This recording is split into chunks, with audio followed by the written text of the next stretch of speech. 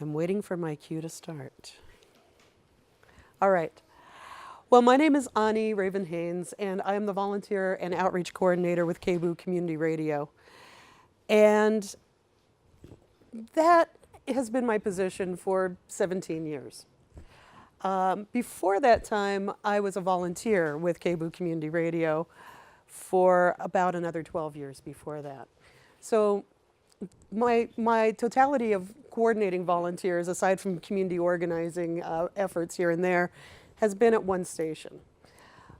But that station is pretty eclectic and has a 500-person volunteer base on average. So that gives me a pretty broad perspective to discuss a number of issues related to volunteering and volunteer management.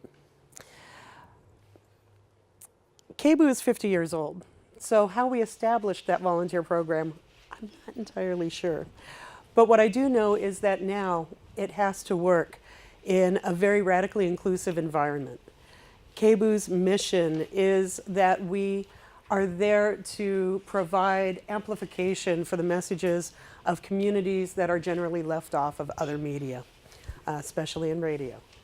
And so we are committed to providing access and training to members of those communities that actually need to connect and build bridges and inform each other of what's going on.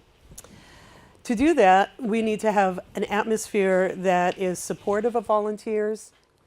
I should point out that volunteers actually do all of the content creation at KBOO. We have a few syndicated programs. No one is paid to be a program host at our station. We do have a small paid staff, and those staff members are there to coordinate the work of volunteers. And so, and to support that work, support the effort, support their training and gaining skills. We don't actually require that volunteers have any experience coming into this medium. We can train people from the ground up, and we'll talk a little bit more about sustainable training programs. Right. So, a little bit about me. I like to be very interactive.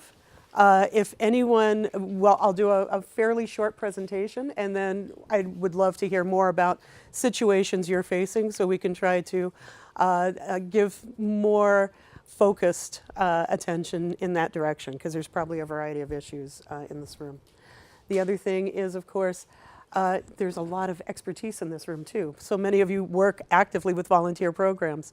If you have suggestions or ideas, please, we can do this in a crowdsourcing way. I certainly do not have all the answers. So, in order to be, as I was saying a little bit yesterday at a panel I was on, in order to be authentically a community radio station, a radio station used by all communities that need us, we have to be radically inclusive. We have to be participating actively in making our space safer for marginalized people.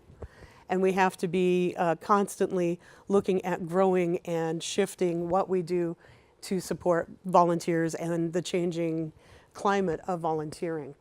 I've been talking to a few other volunteer coordinators in different programs and different organizations, and we have found that in the last year, it's been exceptionally challenging for a lot of volunteers to maintain commitments, and volunteerism in general seems to be suffering overall.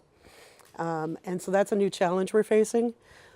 In discussions I've had, we believe that that might be in response to the fact that people are in crisis now in a way that we have not been, especially if we are from marginalized communities, that we have not been in recent years, to the extent that we have not been in recent years.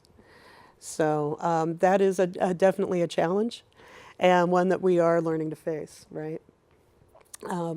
So let me get back to the care and feeding and basics of volunteer programs as I know it. I think it's super important to be accessible when somebody is interested in volunteering. They have that moment, they have that inspiration, they have that impulse then. In order to be able to sort of capture that enthusiasm, we have very regular volunteer orientations.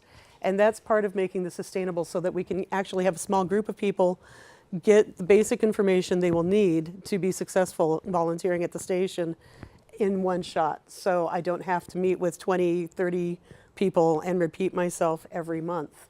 in the, giving the full scope. What we do is we gather, a volunteer orientation happens towards the beginning of every month, and everyone is met. We sit down for a 2-hour conversation about community media, about the mission and vision of the station, about the history of our particular organization and where it fits in the larger milieu of community media. Also, the decision and governance structure of the station for volunteers are actively encouraged to participate in keeping the station, in making the station what we need it to be. It's organic, it's changing, it's ever changing in response to the people that are using it and needing it. And so we pass out these volunteer orientation handbooks. I call them the KBOO User's Guide because I don't know about your organization, but we're kind of complex.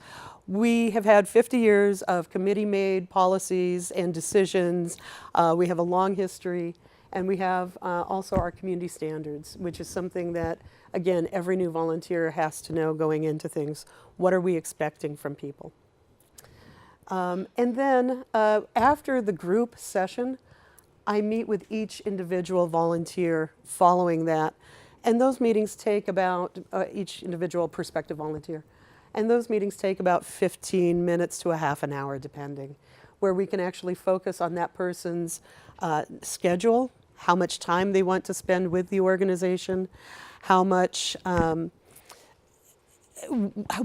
can offer currently, what can they do right now, what is the dream that pulled them in the first place, and how can we make a path from where they're at right now to where they want to be. Where they're at right now might mean that they can, if they have no content production experience, perhaps they can start out with clerical support. Perhaps they can start out with outreach work. Perhaps they can start out with graphic design, whatever skills they have that can immediately be put to use. Maybe they are already writing news copy in some other community organization or did that in college or what have you. Fantastic. You can start doing that right now without knowing anything about audio equipment.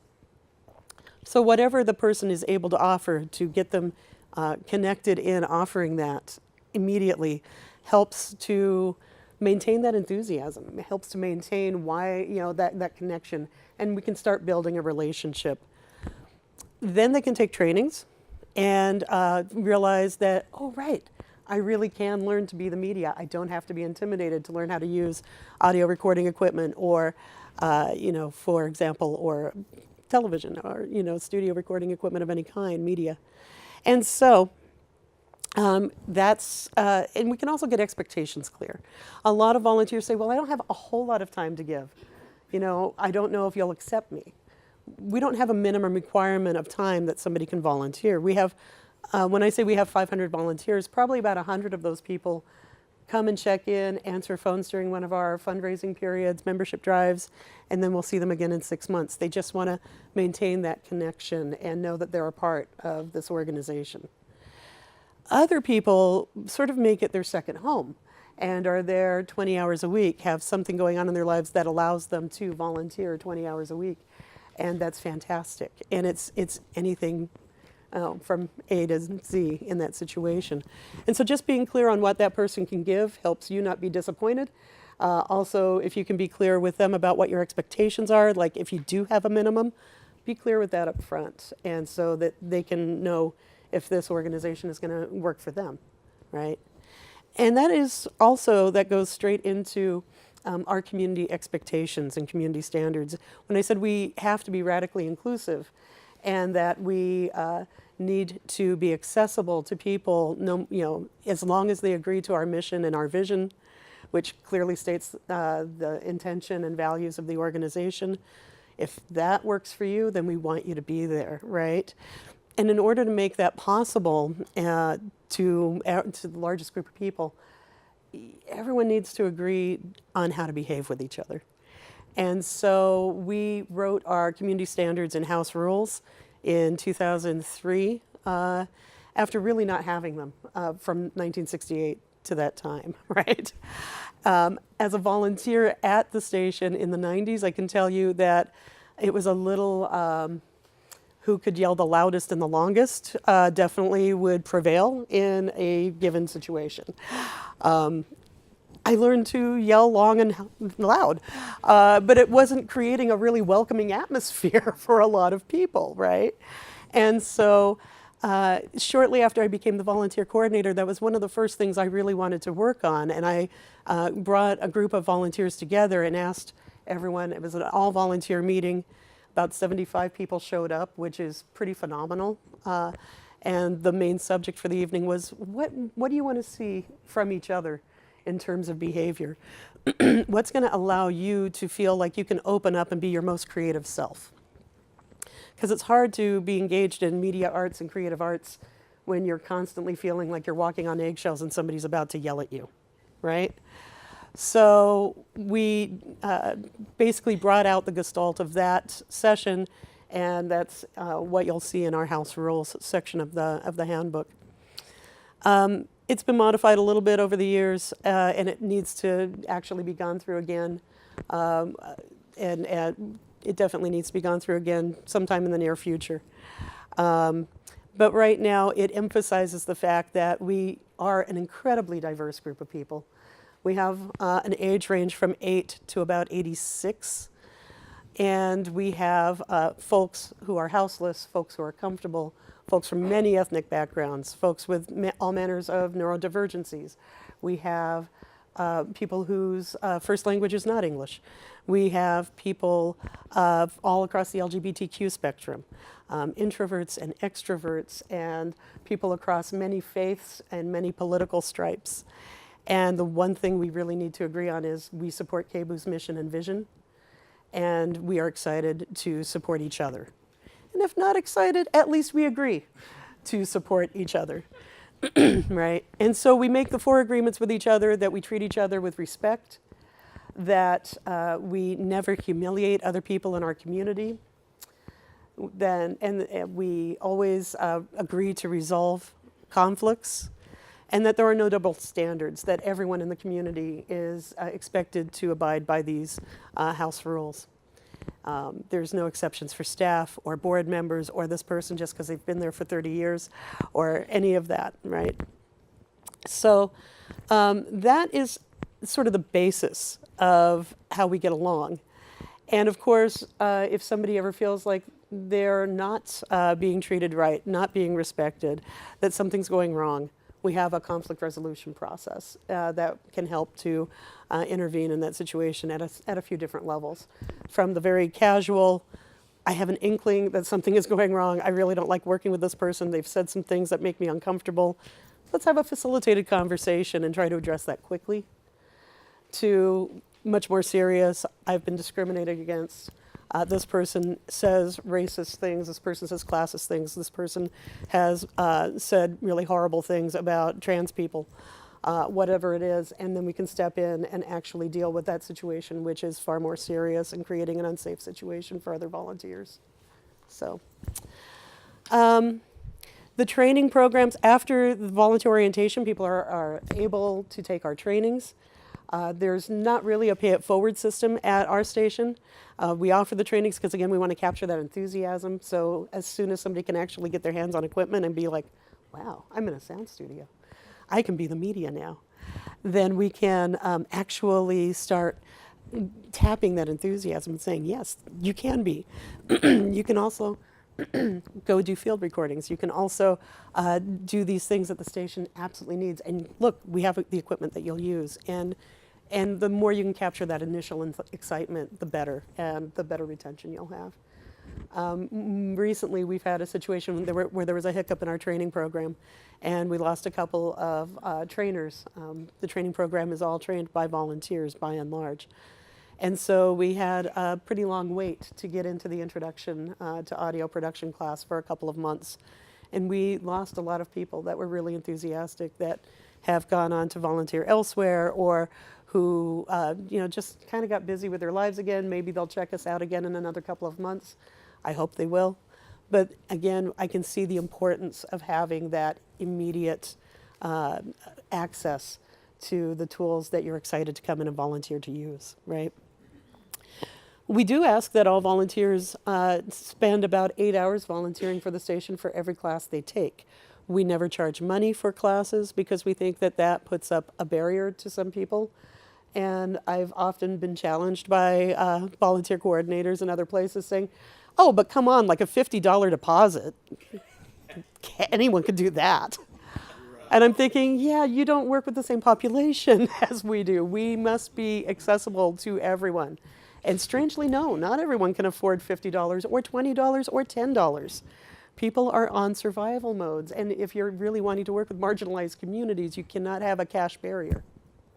So that's one thing we just ask, that people actively participate in the work of the station. And that that has helped us sort of stop a phenomenon that we noticed a while back. That was people would come in, take the training, fill up the classes, and bounce, because now they've got the training and they can go and use it someplace, doing things and such. So we want to build in a little commitment to the organization and say, if you really want to take the trainings, please, how else can, what can you do right now?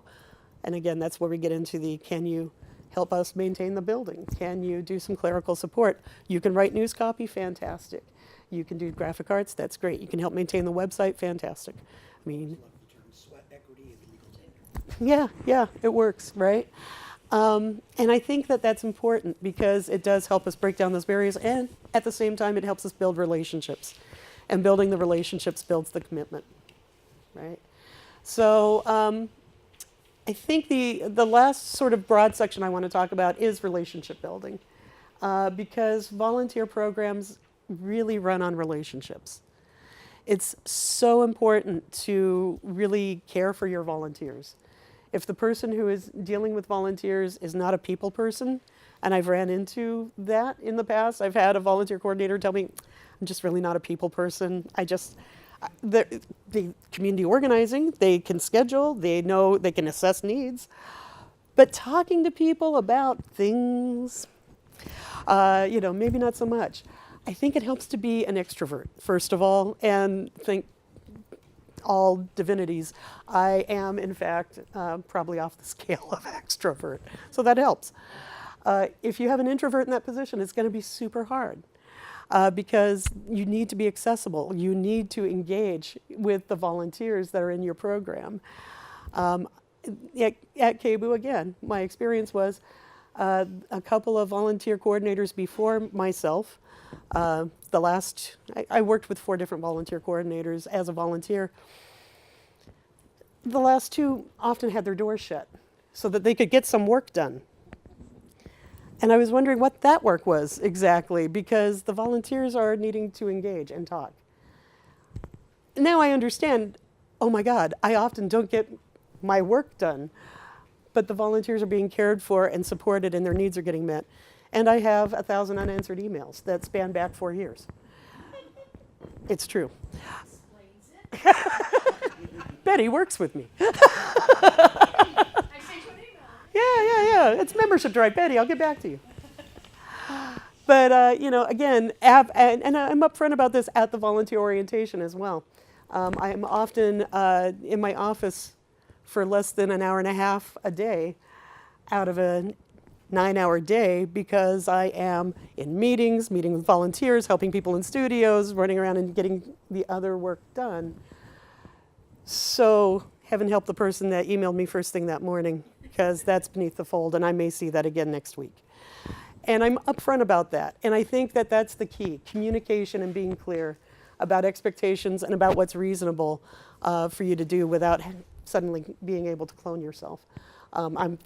If anyone has other suggestions, that's awesome. But I have been upfront about that at orientations. People seem to understand that.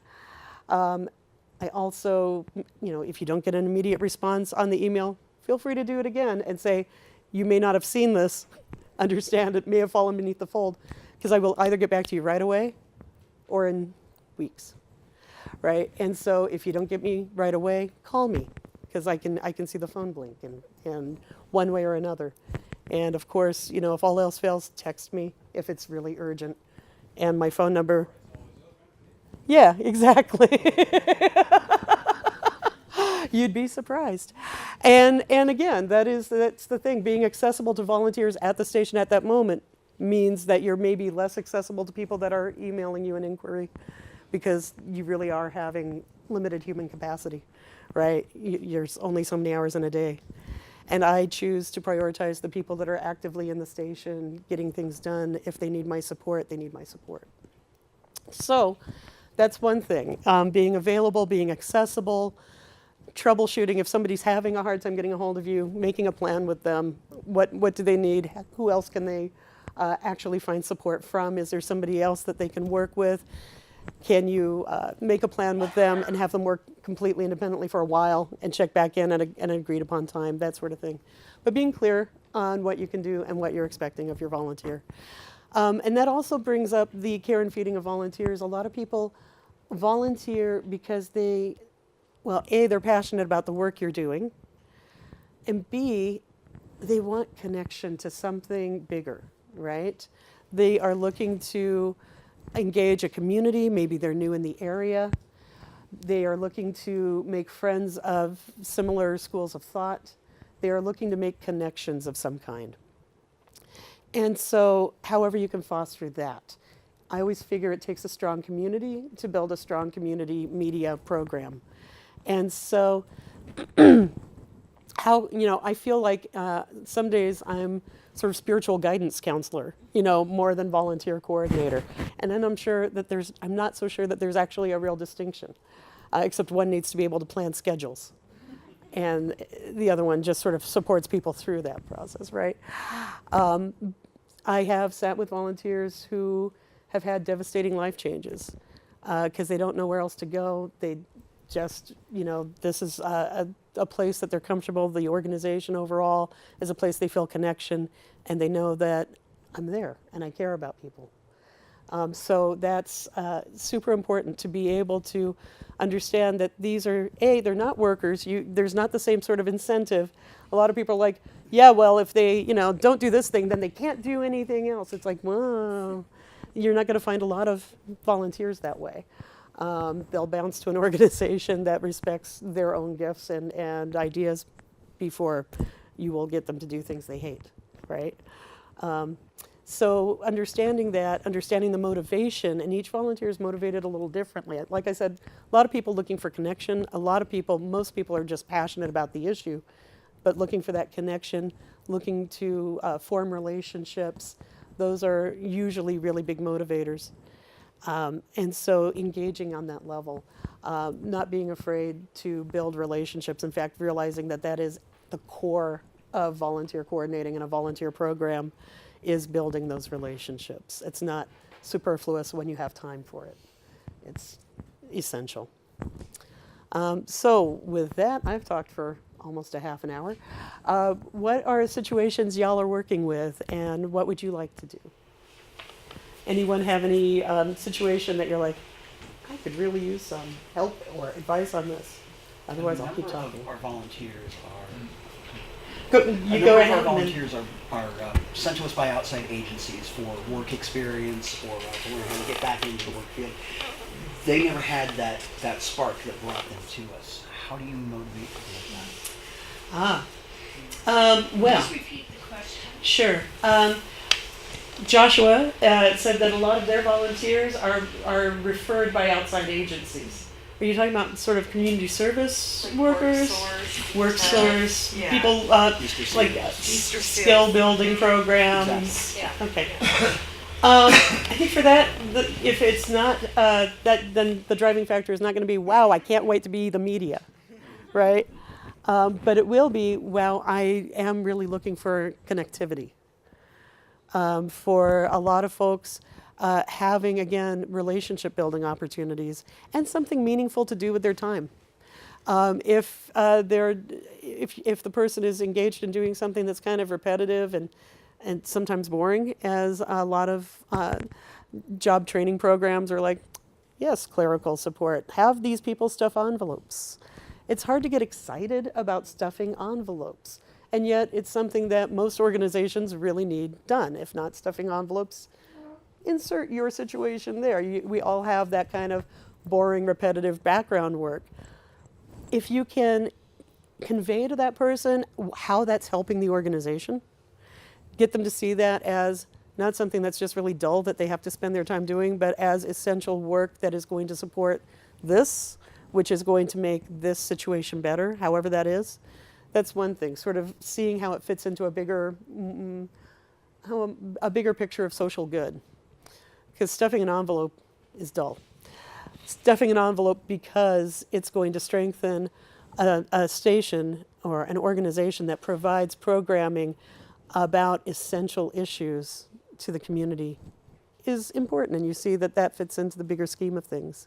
And you're not just sort of being pushed to the side, as a lot of folks in those programs have always been pushed to the side. And then relationship building. Again, getting to know them, getting to understand if they're not motivated by media, what do they like? You know, if you find out that they are just absolutely, you know, crazy about really cheesy movies, you know, finding you know, giving them a little DVD now and again, you know, that you can find for $1 at the, you know, bins or whatever.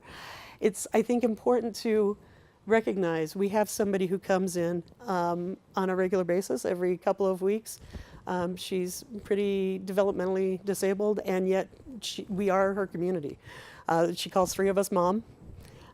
She gets dropped off on the bus, and she just loves to be there, cleaning the kitchenette and, you know, doing stuff, emptying the trashes, not because she really loves emptying the trashes, but because she knows that's one way she can serve the station, and that we're going to make her some mixtapes. And she really likes pop music that I could never listen to and didn't even know half the people existed until she asked me to make her a mixtape, you know? And so again, it's finding, it's really getting to know those people and then finding something that helps them feel appreciated. Volunteers have to feel appreciated or they're going to go someplace else. Yeah. I have a multi-bulleted point question, but fantastic. I will leave one of them for further on. The top 2 are, so you talked about free workshops, and right now we're actually considering, you know, restructuring. We haven't changed our fees since like early 1990s. We're talking about potentially increasing them. But what you're talking about is like a work exchange system. Mm-hmm. How, you know, one of the things is this, and this is one of the other bullet points, is one, you know, our workshops are taught by people that are paid to do that position. And I think that, and there's probably some intimidation like, oh, if volunteers teach workshops, my job's going to go away. And then there's also, you know, I wouldn't want to create make work. You know, it's like, I don't want to necessarily create make work for volunteers, like, because I think that can be a time sink. You know, it's like, I don't want to just like make up stuff for people to do, because that actually seems like more time than actually like just working directly. What are? Yeah. Could you address some of that? Sure. Yeah, make work is dreadful. Volunteers realize that's not actually important, so they realize you're just sort of wasting their time, and that doesn't feel respectful. So never do that. The person should have something that they can genuinely offer, right? In a sweat equity system. And so looking at your own structure, if you are totally operating and you still have capacity to go further, fantastic. I don't know any other organization like that, right? Usually we all need a few more hands to get something done. But what I've also found is many organizations don't trust volunteers to do it. You can't depend on those people. They're volunteers. They're not professionals. Exact words. Right. That's unfortunate. Because really what I have found, I mean, we have had volunteers at the station contributing amazing things for 40 years. The same person. We've had, a volunteer-driven program for 50 years. I think we actually have 2 volunteers that started, one in 70 and one in 71, and they're still with us. Those people are dependable, right? They have prioritized the station even into their elder years at this point. And to say that you can't depend on volunteers makes me think that people haven't been treating them very well.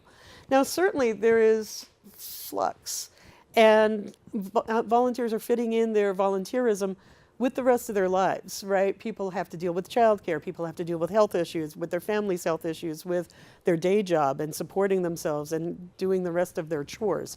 And then they're giving time on top of that. And so sometimes those circumstances change and people have to bounce. And that's unfortunate. And understand that that is a reality. It also happens with paid people. You know, that, and so I would say actually looking at, and a lot of people have paid training programs. I don't mean to say you should never charge for training. It's not something I would be comfortable with our organization doing. But if that's a necessity that you've had, I would challenge you to find ways to scholarship people without a lot of hassle. Otherwise, you are actually media for folks that can afford to be a part of it. And I think it's important to just be upfront about that. There was another part to your question. For volunteers to train, again, if people are afraid that they are going to lose their job to a volunteer because all they do is train, well, that might be true, right? But in our organization, no one person was paid to train. Several of us tried to work training into the rest of our jobs and found that, again, our days were 12 hours long. And so to be sustainable, we had to encourage volunteers to step in and start doing that. If you have actual paid training positions, that's interesting and good for you, because really we would love to have a paid training position. We are looking to expand in that direction in the next year or so, if we can. That said, see how else you can utilize volunteers to support the training program. If not as trainers, like, are those trainers able to actually train everything? Are there some things that maybe you would parcel out and try to make the program more robust if you had more capacity? But maybe, and to see this as that place of you could build some capacity for your training program with volunteer services, and to try out some of the adjunct trainings that maybe you haven't gotten around to yet because you haven't had that capacity. So you know you'll exist even if that volunteer is not able to sustain that program. Do you see what I mean? Yeah, absolutely. Cool. Yeah. Yeah. So on the point about scholarships, what are some best practices on if someone is indeed in need? You know, I've heard people say, well, if they have free or reduced lunch or SNAP, you know, what are some best ways to do this without I just being talked to the too person. onerous, or Yeah. to be without getting too much into people's private lives or having their documents? Yeah. How would you suggest? I just talked to them. Okay. I would never ask to see somebody's documents. Who am I to ask somebody if they're on public assistance? That's humiliating to some people. I mean, So you you just take it know, on an honor system, basically. absolutely. Yeah. And you know, again, as you're building relationships with folks, you're going to hear, you know, yeah, they're holding down 2 jobs and they're barely able to keep up with things, you know. And so how can you, I always try to look at it as how can you remove obstacles for people to live their passions, right? That's got to be a part of a successful volunteer program. And if you do need to charge for some trainings, how can you make a wide berth for people that cannot afford that, to not have to jump through a lot of hoops and do a lot of other labor to apply for a scholarship that maybe they'll get or not? No, again, that's as much as you can break that down. I think that actually embodies community access, and that's essential. Yeah. Hi. Hi. I actually volunteered at KBOO in 94, 95, and I went through your orientation program, and I got into doing splice and tape on Pacifica news feeds. And then when those weren't available, they'd have me doing something clerical. I was in my really early 20s, and I didn't really understand because my passion was the radio. I wanted to be on radio. I wanted to be in the background. Yeah. And I didn't understand, which is something you brought up, which is very clear that you're doing now, and it's awesome. I didn't understand what the clerical stuff was all about. Unless he had me writing copy, I didn't understand what he wanted or why I was doing that. So that's awesome. And secondly, I've been part of another organization that we're all volunteer run.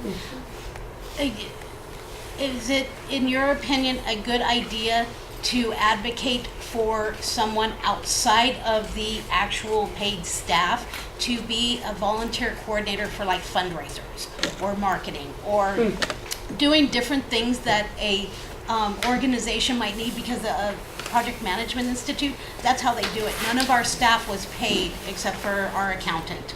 Everybody else was volunteer. We have volunteer memberships, of sponsorships, of marketing, of finance, and all of this stuff. Okay. What is your opinion of that sort of organizational structure? I believe in volunteer structures. So to actually give them a title, and this is what we Absolutely. expect of you, and this is what your job is. Oh, absolutely. And if this is something that you can't do, great, we'll find somebody else, but this is what we Absolutely. expect. Yeah, at KBOO, again, we have a staff of 13. And that includes some people that are full-time on salary, which means, we work anywhere between 40 and 60 hours a week. And then we have a couple of folks that work are on payroll for less than 10 hours a week. They're holding down real specific, like, federal reports and that kind of, thing. Accounting, checks and balances, deposits, and cash handling sort of positions.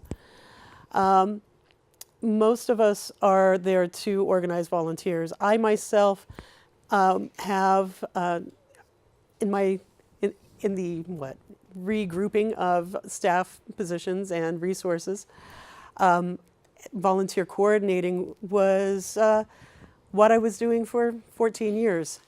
3 years ago, there was a restructuring. 4 years ago, there was a restructuring where now I'm the volunteer and outreach coordinator. As if I had any time for outreach. And so that means I run our media sponsorship program. And again, so after sort of flailing and not actually being very effective at that at all, I finally wrote it as a staff position, or as a volunteer position. And so I have 2 volunteers that have the title of media sponsorship assistant.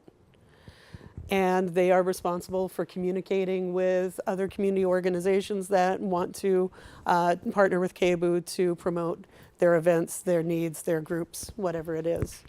And that's a fairly high level, it's a nice title. I filled 2 director positions. Yeah, exactly. And I think that that's important. Give people titles. And I'm really glad you mentioned that, because I had wanted to say, I think it's important to be very clear on all of the positions that the person is doing. So this person wants to, I know most of you aren't in radio. This person wants to volunteer in the music library. Cool, what does that mean? What are the expectations? It's flexible hours, fantastic. But you're expected to do an hour a week, 2 hours a week, between these hours or not. This is what the job entails. Have it written down so, again, people can succeed and know that they're succeeding. Otherwise, it's kind of like, oh, great, drop by when you can and file these things. And it's like, cool. That's very open, and I'm not sure if I'm doing it right. And what do you want? And so I think the more you can actually quantitate what you want somebody to do, it's going to help them feel like they're actually needed and respected and expected to do it. Yeah. Josh? How do you deal with turnover? And by that I mean people who's, by the nature of their volunteer program, are only going to be there for a limited time. Yeah. Actually knowing that and seeing, well, we know that this person is probably going to be here for 3 months. They have this, these amount of hours to give us through this program. Understand that you'll need to, if you're training and grooming that person to take on more and more responsibility only to have them not be there, that's setting yourself up for failure.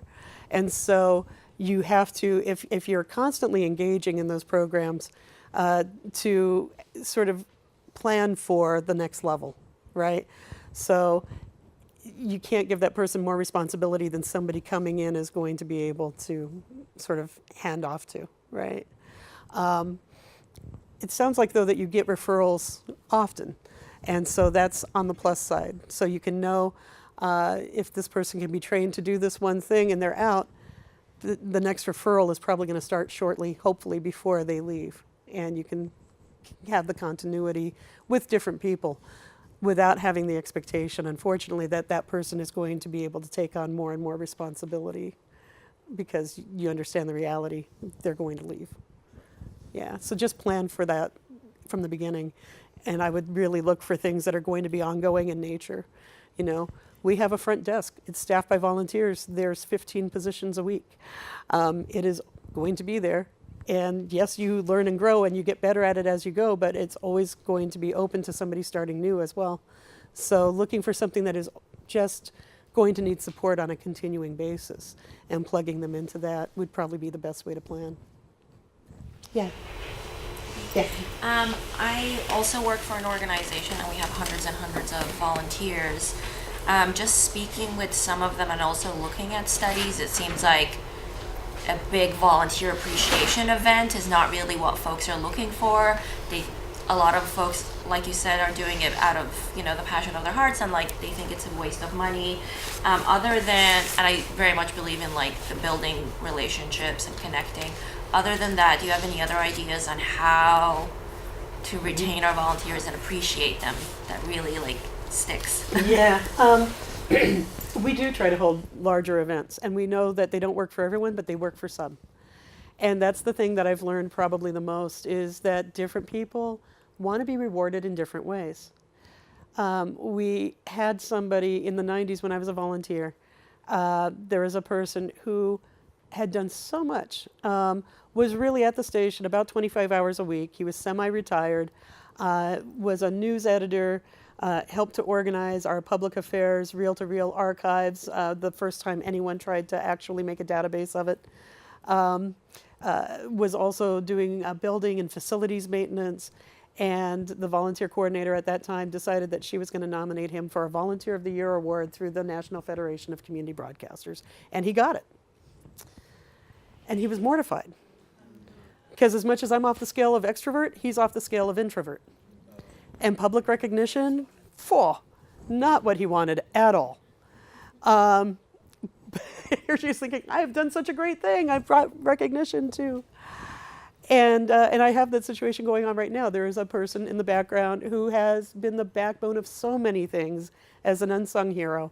And I just wanted to initially start out with, are you comfortable having a volunteer spotlight? We have a little feature in our newsletter every month or every other month that highlights the work of one volunteer and just gets, gets them a little recognition, and also allows our community, our listeners and members, to understand that here are all the people that you hear behind the speakers, or that you don't even hear, that are actually keeping the place up and running. And he was just like, oh no, please don't. I'm like, really? He was like, no, I really, no. And I'm like, okay. And so we're kind of clandestinely trying to figure out, what's his favorite record store? Does anyone know his favorite record store? Talking to his friend about, does he go to the same restaurant all the time? It's like, we want to get him a gift certificate and a little thank you note that we'll leave in a place that he can find it without any of us like looking at him as he opens it, And again, it's figuring out. So a lot of people, I would say probably about half of volunteers really do like to be acknowledged publicly. And a lot of people want to just be told in front of their peers, thank you, you have done something significant, you have made an impact. To hold a large appreciation party gives volunteers a chance to socialize with each other, which we don't always have, right? A lot of times people are tunnel visioned, fitting in a little time in the rest of their lives. They come in, they do the thing, they leave. So a volunteer appreciation party gives people a little social time, and gives some recognition. Oftentimes there's a little awarding of someone that's done above and beyond the call. But it doesn't work for everyone. Handwritten notes left for people, or cards sent to somebody's house. How many people get snail mail they like anymore? So that kind of stands out, something like that. Thanks so much for, always being there for me when you're at the front desk. You were so good with our public. I really appreciate you being so solid. Something like that it does a lot. And then if you have an ability to do a spotlight, or any kind of volunteer, if you have a newsletter or something like that, that's awesome. But honestly, it's going to come down to, some people like public recognition, some people like private recognition, some people are uncomfortable being recognized. And those people are challenging too. But obviously there's something about it that is bringing them back in. So I find that just saying to the couple of folks that would fall into that category for us, catching him in the hallway and saying, "Damn, I am so glad you are here. I am not entirely sure how we lived before you." And I'm serious when I'm saying that, because these people do so much work. And to let them know that you personally just feel blessed by their existence, I think does a lot. So, yeah, finding out where they fit in those. Yeah. You mentioned a little bit for some of them in particular, but what are the characteristics of your long-term volunteers, since this is something related to a sustainable volunteer program? Absolutely. The people that are there for the longest, I would say probably have that burning passion for the media itself, whether it's because they need to be a community advocate or because they are enamored with this particular type of music or artistic expression. Our two longest running volunteers at this point are a man who started a poetry show, and he is a noted poet, and his entire life has been around poetry and getting it out there. And so the fact that he has had this outlet for 48 years, is meaningful, and he keeps coming back, right?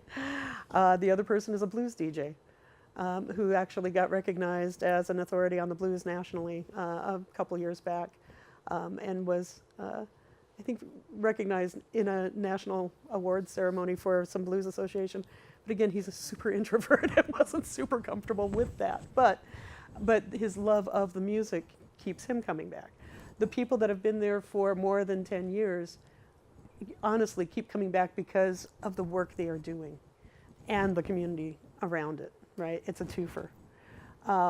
So that do we have any volunteers that have been there for more than 10 years that aren't connected to the air? Yes, actually.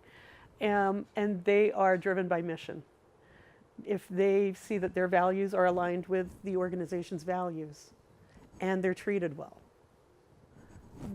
they tend to stay there until circumstances change and they can't. If their values are not aligned, then they're marking time and getting involved in a fun community, and they're not necessarily going to invest themselves personally in that. Also, if no matter how aligned your values are, if you're feeling disrespected or kind of like you're just not appreciated, then that's not going to sustain that person either. So it has to be both and.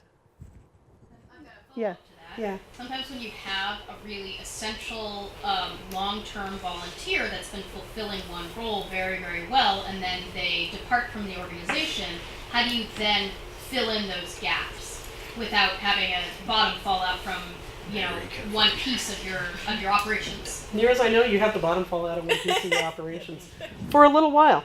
But hopefully you're always trying to build capacity. And I mean, we had this happen in the most tragic way last month. We had a person who had been at the front desk for about 9 years. He gave, on average, probably 10 hours a week to the station for 9 years, oftentimes more. He was a receptionist 2 or 3 mornings a week, and we counted on him for a lot. And he was getting more and more into a lot of like pitching during our membership drives. He was really starting to engage in that. He was starting to look at making a podcast, and he died suddenly last month. And the station, we've actually lost 6 volunteers this year for any of a number of reasons. I mean, through death. Not like somebody got a new job or moved out of the area.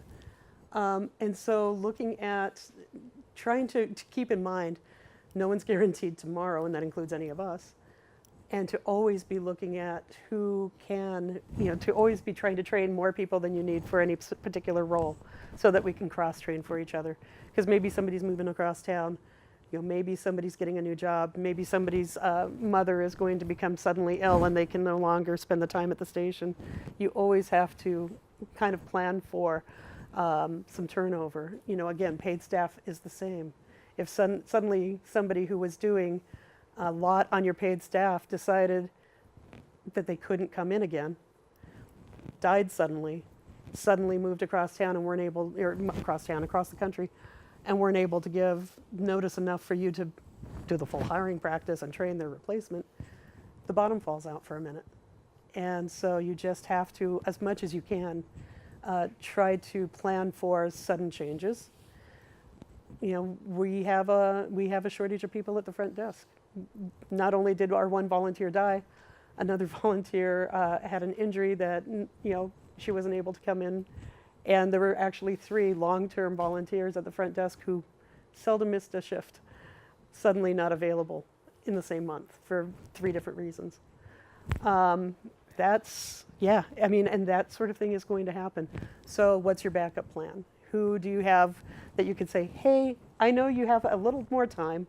Can you try to help out in this area right now? If it doesn't work for you long term, that's cool. You know, but again, try to cross train and know your base enough that you can see who you can recruit quickly and train up as fast as possible. Yeah, we have of interns from the university work for the term. How is internship different for you from volunteers? It's a great question. I was just talking with Shelley about that right before we started. If you are able to work with interns, that's pretty cool. Because what I have found is that interns, so there's a plus side and a minus side. Interns are probably only going to be with your organization for a semester or 2. That's the downside. The plus side is they're really invested in showing up and in getting the skills that they have signed up to get and using those skills in service to your organization during that time. I've seldom, it's not totally true, but it's seldom that that an intern will decide, they're maybe not so interested after all, because they're paying for the credit, right? And so you can work out a work plan and an education plan. What do we call those? Learning plan, where they want to learn these things. You're going to get these things from these activities at the station. This is how you're going to participate for these many hours. And we check in midterm and we check in at the end of term. And usually those programs have an evaluation that one must write up. You know, the organization has to write up. So again, those interns are super motivated to come in and to shine. So that's on the plus side. On the minus side, again, you're probably not going to be able to keep them after their internship because they have the rest of their studies to tend to. They may be graduating, they may be moving after their college experience or high school experience. But community volunteers, you don't have that same, I guess, incentive. You know, they're not necessarily paying an institution to come and volunteer for you. So you have to motivate them differently, and we've talked about that. But chances are good if you're motivating them differently and their circumstances don't change, you can maintain them for much longer. So there's sort of pluses and minuses to both systems. And we're really fortunate. KBOO has many volunteers and several interns. We work with Clackamas Community College. We work with, there's PSU. We have a listing on internship.com. If people are looking for resources to try to attract volunteers, internship.com is awesome. Getting to know the different universities and that sort of thing, if you're looking for interns, and getting in touch with the different service groups that support folks in transition, or support folks getting into the workplace or getting out of the house and getting any kind of skills and interaction. Those are places that you can look for volunteers and for interns. Yeah, and I think also to Shelley's question that she asked me earlier that this reminds me of, there are also websites, if you are struggling actually finding volunteers, there are websites like Volunteer Match, Hands-On, that sort of, you can search them out on the internet, but there are free services that try to match volunteers to your organization. Internship.com is one, Volunteer Match, and there was one that was Hands Across. Thank you. I was like, hands, I can see the logo. Thank you. And there are several others, and I should have had a list prepared, but I didn't. Yeah. Curious about terminology because at Metro East we say volunteers, we say community producers, we say clients, members. I mean, it's kind of just a hodgepodge. I get frustrated by it, I get humored by it, and I get perplexed by it. I'm just curious if you or anyone else in here has like a mindset or nomenclature on, interns are pretty clear that they're interns, but everybody else just can have like 6 different titles. Yeah. We say volunteers for everyone. Okay. Whether they're interns or not, whether they're program hosts or not, everyone's a volunteer. Then we also have additional titles, right? So you're a volunteer program producer, which means when you get to be a program producer, you get some extra responsibilities added to your plate, i.e. you have to participate in membership drives, because that's what keeps your mic on. Other than that, it's, we have volunteers, news producers, we have volunteer program hosts, but by and large, we just use the term volunteer. Yeah, yeah. In the back. At KBOO, we're very fortunate to have a couple of us who've been putting kind of half-time to full-time right now at least. And I feel like what we're running into a lot of is there's so much we need to do that we end up trying to do the work, and we have a very hard time carving out the time to set things up to get volunteers involved to do the work. And I'm wondering if you have any advice on how to get ourselves to do that. I have found myself in that position a few different times over the years. It's cyclical, because as your needs change and you haven't caught up with yourself to rewrite how volunteers connect, and you're finding yourself, if I spend the time actually training a volunteer to do this, I won't be done. Yeah. Volunteer coordinator we had lined up realized she didn't have that personality thing you were talking about. So, Yeah, I got that actually when I was a volunteer, and my predecessor was a wonderful, creative, brilliant community radio producer. She had produced nationally, and I loved working with her, and noticed that her door was shut much of the time. And we started forming this sort of symbiotic relationship where I dealt with people, and she stayed in her office. And I finally said, I don't quite understand this. Thanks for getting the schedule and stuff together. I really don't know how to do that. But what's going on? And she says, I'm not a people person. I was just like, wow, interesting, fascinating. So to your point, though, about how you just have to stop. And it's the hardest thing. But if you have 2 staff, you say? Yeah. Just holding it together, right? I gotcha. If you can figure out even just 2 days where you can let some lesser essential stuff go, or you can have somebody else maybe step in and do a couple of those things, and one of you can get out of the daily pool, go someplace else. Don't go into your office, because right, exactly. Think of it as you're going to your own summit, right? And you are going to sit there and you're going to write out a plan for these are the positions we need, but you have to get out of the daily work. And you have, what would happen if you actually took a little vacation? You'd have to, if you had the flu, something's going to have to happen, right? So pretend you have the flu, and stay out of your office space for just a couple of days, and spend that time focused, really drilling down on what your volunteer needs are to build the capacity you need. Yeah. Right now we're keeping the information about volunteers in the contacts thing of a Gmail account. And we know that we almost certainly want to end up with a full CRM that has all our contacts and does our newsletter and so on. Yeah. I'm wondering if you have any advice about an intermediate thing, or if you think we should just stumble along with what we got until we do the full CRM thing. Woohoo! So, for years, KBOO had one database to rule them all. And it was donor perfect. It's a donor database. for our membership department, and I was somehow or another supposed to work with a membership director to customize a section of it to hold volunteer records too. It's not really set up for that, and it was awkward at best. So I started keeping my own records in a Gmail account. And I'm like, oh, this is really inadequate to handle 500 people.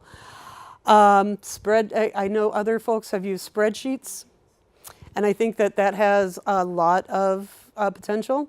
You know, you have their name, contact information, column for their interests, several columns for their interests. You can sort accordingly. So that's basic and probably short-term to medium-term. We just started using, a year ago, we started using Volgistics. Volgistics is sort of pricey. Volgistics. And you can find it at volgistics.com. Volunteer logistics is what I think they were going for. Other people have said it sounds like Vogons, you know, some people have said it sounds maybe a little obscene. I don't know. So I did not name it. We're paying $90 a month. Qualifies as pricey. Right, but we're also asking it to have places for 1,000 volunteer records and 5 different operators for staff to use. So, yeah. You can scale that way down. That said, it's taken me 6 months of using it to be able to use it well enough that I think it's useful. It's not an intuitive program by any sense of the imagination. New volunteers come in and take to it swimmingly. Trying to get the 250 volunteers that have been there before it was to actually start using it has not happened, frankly. And so now I'm meeting in small groups of volunteers to say, here's what we're going to do. This is your new program. This is how you're going to log hours. This is all of these things. And it's been taking a lot of time to get people to buy into that. But once they understand, it actually is going to make my time free up so that I'm more accessible for their needs. And it's going to help us stay in touch better. And in-kind services like volunteer hours should be tracked because you can apply that in grant funding applications. Then they kind of get the idea, oh, right, I get why this is important now. And so they're starting to use it. Sounds good, it just would be a big chunk of our budget. Yeah, no, like I said, it scales down. I don't know what the lowest price is, but we are not, we have a lot of volunteers. So that said, there's other systems like that. There was a thread on the National Federation of Community Broadcasters list a couple weeks ago where people were sharing other volunteer management software programs. There was something called Salesforce. Well, there's Salesforce. There's also Track It Forward. Okay. Track It Forward's a fully integrated system that's user-friendly and tracks volunteer hours for different programs and platforms. Fantastic. There's also City CRM, which is an open source solution, which I know That's cool. Thank you. several nonprofit organizations that are entirely volunteer focused use to great success. And so I'm not going to say there isn't the learning curve for that sort of technology, but I know people who are not technology people are using it to great success. I'm sorry, can you right repeat now. that name one more time? Civi CRM. Is it CITY or Charlie India Victor India, CIVI. So just having said that, it's a learning curve. It We is. use it, and it always is? it is a learning curve. The thing is, CRM solution, doing CRM, what I've discovered with a lot of people is the learning curve is just understanding what CRM actually is, in as much as learning the software itself. So it's free? Yes. Yeah. So open source. It's in most people's budgets. One other thing also is Google Forms. To go along with her spreadsheet idea, Google Forms, and it also allows you respondent graphic detail. Nice. And it's free. Before I take any other questions, any other suggestions? This is awesome. Other, nope. Cool. So in a situation where you have a very high volunteer to staff ratio, as we all know, it takes quite a large amount of staff time to train and care for volunteers. How do you know when you've hit the point of diminishing returns? When are you putting in too much time trying to take care of your volunteers and not getting your own work done? Oh. Yeah, well, when you see that you've got 1,000 unread emails, you realize there's a problem. I think that as long as, it's always a balancing act, right? One of the things that we have started realizing, and it's probably one of those things that we realize cyclically, is that there is only so much support you can give one person if that one person can never get past that, right? For example, several years back, we had a volunteer who wanted to participate in the newsroom and to do some public affairs programming. And she came in 2 or 3 days a week, signed out studio time twice as long as anyone else would. We have a 3-hour limit for studio time during the day to allow everyone access. She would sign out for 6 or 7 hours, and she would never finish the piece she was working on for the evening news in that 7 hours. So eventually, this went on for a few months, and we kept checking in with her, and finally I said, we really have to have you stay within the 3-hour limit because other people aren't able to use the production room. And what do you need? What kind of support do you need so that you can actually finish a piece on time and have it aired? Well, she would need somebody to check in with her, and she needs, okay, cool. So we did the things that she said she needed, and she still wasn't able to finish the piece on time. The Public Affairs Collective she started working with told her that after she signed up for a couple of different shows, and they had a great mentoring system that worked for pretty much most other people. And she came in, she did the mentoring system, and her first show that she was going to solo on, she didn't have it finished. And after they had this happen a couple more times, they said, you can't solo.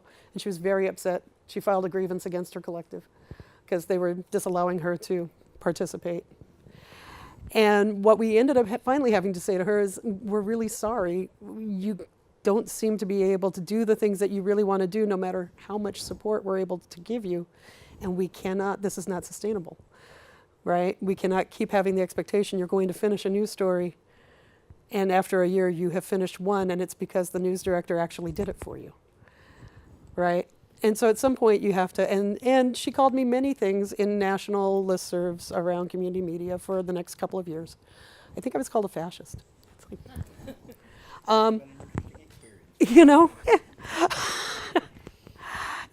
so it's one of those things. You do have to be reasonable, and if somebody is learning, if somebody just maybe needs extra support for a while, because it's an entirely new experience to them, they don't have the same background as other folks, that's important. But at some point you need to say, have they actually been able to grow at all in this position? And if after many months of trying everything you can to support them, they haven't, and I don't know what your capacity is like, maybe it's not many months, maybe it's many weeks. Again, we have a little bit of, we're fortunate. We have a somewhat larger and, a somewhat larger organization than many. But if you have gotten to the point where it's like, damn, this person is actually draining our resources, then it's important for you to say, this obviously isn't working out for us. Yeah. I have a question. It's a liability question. Let's say your front desk person gets a terrible paper cut and gets gangrene from it. Yeah. How robust is your coverage of volunteers? Actually, we added something like that for volunteers who, might actually fall. This is not unreasonable. Record libraries, okay, again, parlay this into your organization, but there's a stepping stool in the record library, right? What if you misstep and you take a fall and you wrench your back and stuff? So we added an insurance rider to our building policy to cover anyone in the building. And I remember them asking how many people are in the building on an average sort of basis. And honestly, it's probably over 100, 80 to 100. And so, what is that? You know, I'm not the accountant, but it wasn't that much money to add that to an existing policy that covers everyone in the building, you know, no matter what they're doing. You know, if you are in a storefront and you have somebody from the public come in, trip on a carpet and, you know, fall flat on their face, break their nose, that needs to be covered too, right? So look at insurance coverage that actually will just cover anyone in a building doing something, right?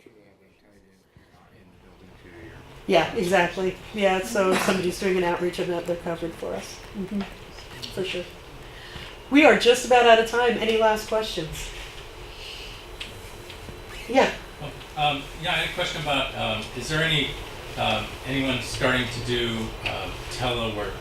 Like, for instance, you know, Audacity, anyone can download it, and you know, you might have someone that can work in the wee hours of the morning at home, you know, on a radio project or whatever. Is there any experience or advice or along those lines? Yeah. We have had people wanting to produce, and that isn't, for whatever reason, they're not able to come into the studio. Maybe it's transportation issues. Maybe they live far-flung geographically, but they want to stay connected after they move. We are exploring that. We have, I just worked with a woman a couple months ago who has some pretty severe PTSD issues, and so it's hard for her to be in a busy, hectic environment like our station is. But she really wanted to contribute, and she has a great idea for a public affairs show. And so we told her what software to download. She was able to come into the station and meet with myself and a volunteer to do the initial training and how to use the software that she'll be producing or with at her house on her laptop. We're in touch. She hasn't produced something yet, but I'm really hoping that she's able to flourish and be a producer in a way that works for her and still be connected to the community. There's definitely, I'm excited by that potential. We've had people file news stories from their houses. You know, they live just enough out of the area where it would be environmentally, you know, they wouldn't feel good about driving the hour in to file a 3-minute news story and then driving the hour home, even though it takes them several hours to work on that news story, right? So we've had people using Dropbox and other ways of sound transfer, file transfer, to do that kind of remote work, and I think it has potential. Yeah. Anything? Yeah. How do you handle volunteers working in what would generally be considered sensitive areas, such as financial information, your IT, that sort of thing? Yeah. If somebody is actually going to volunteer in finances, we do ask them to go through a background check at this point. I also have to say, I think we've had 3 people wanting to actually volunteer in finance. You know, go figure. It's like filing and QuickBooks. Yeah. We don't have people go through the background check if they want to work with IT, but we also have a lot of people who are sort of double checking everyone's work, if you will, you know. Have somebody come in with an IT whiz, but do you want to give them your server password 3 weeks in? You know. Maybe not 3 weeks in. It's that relationship building first. And see, you know, can you do the maintenance without the IT password first? Cool. And again, as you build the relationship, more and more responsibility can be given. And we feel pretty confident about that. I have to say, we have never been screwed over by a volunteer in IT. There's been certainly some missteps like, wow, you just did that? Right? But I have to say, the last person we contracted with as an IT admin did that. And actually disconnected all sound files from our main server for security reasons and not really understanding the need for that not to happen without warning suddenly one morning. You know, so again, it doesn't have to be a volunteer that screws that up. We were also totally sabotaged by an ex-engineer, but that's an entirely different story. I tend to trust volunteers more, actually.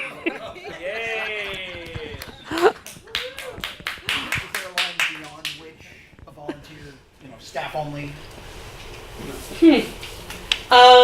No, I don't think that we've hierarchies. actually ever had that. I'm trying to think of a situation where we would not have a volunteer help out with something because it was too sensitive. You know, the only thing I can think of is really high-level HR because of possible legal issues there. But that's probably the only thing. Pretty much, yeah. I want to thank everyone for being here this afternoon. Yeah, for sure. So I have business cards. My contact information is in the handbook as well.